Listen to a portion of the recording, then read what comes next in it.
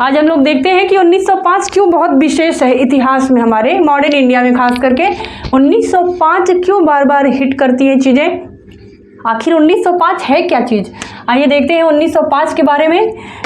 इसको 2 से 3 मिनट में हम इसको ख़त्म करेंगे। तो आइए देखते हैं 2 से 3 मिनट में ये 1905। तो 1905 में बनारस अधिवेशन हुआ था। बनारस अधिवेशन कब हुआ था, एक क्वेश्चन बन गया आपका। 1905 में हुआ था। किस स्थान पे हुआ था, तो बनारस, जो कि वाराणसी के नाम से जाना जाता है, उत्तर प्रदेश में पड़ता है। वाराणसी, 80 घाट वगैरह मिलता है यहाँ पे। तो बनारस में ही हमारा 1905 अधिवेशन हुआ था, जिसे बनारस अधिवेशन के नाम से हम लोग जानते हैं। और इसकी अध्यक्षता, इस अधिवेशन की अध्यक्षता कौन किया था, तो अध्यक्षता इसकी बनारस अधिवेशन 1905 की अध्यक्षता गोपाल कृष्ण गोखले ने किया था, जो महात्मा गांधी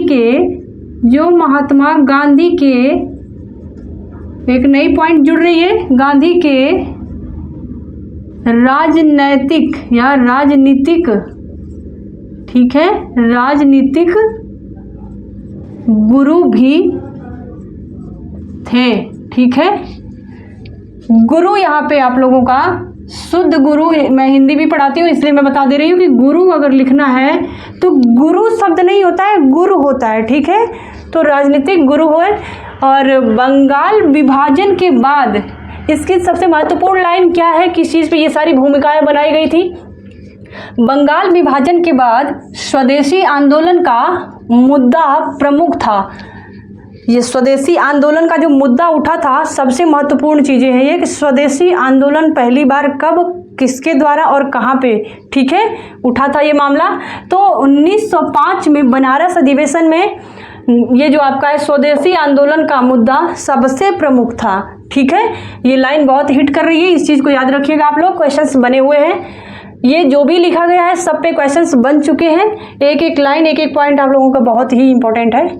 कांग्रेस के नरम दल और गरम दल, ये 2 दल होते हैं, हम आपको आगे पढ़ाएंगे, पूरा विस्तार से क्लास में बताया गया है।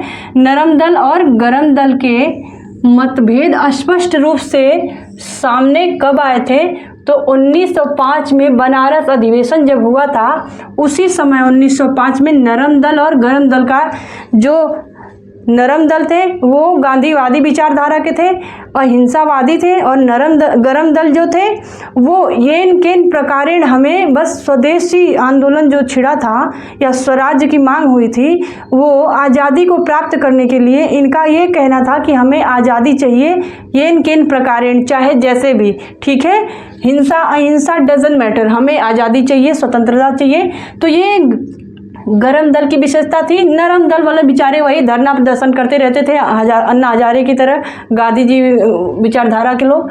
तो उनके बीच ये मतभेद हो गया, नरम दल और गरम दल के बीच। ठीक है, तो उसका स्पष्ट रूप से खुलेआम जब सामने आए, कब आए, 1905 में जब बनारस अधिवेशन हुआ, तब ये पता चला कि ये 2 दल आपस में लड़ भिड़ रहे हैं। ठीक है, तो दूसरा अगला पॉइंट देखते हैं। गरम दल के नेता स्वदेशी और बहिष्कार को अधिक प्रभावी ढंग से अपनाने के पक्ष में थे। देखिए आपकी लाइन पूरी क्लियर हो गई।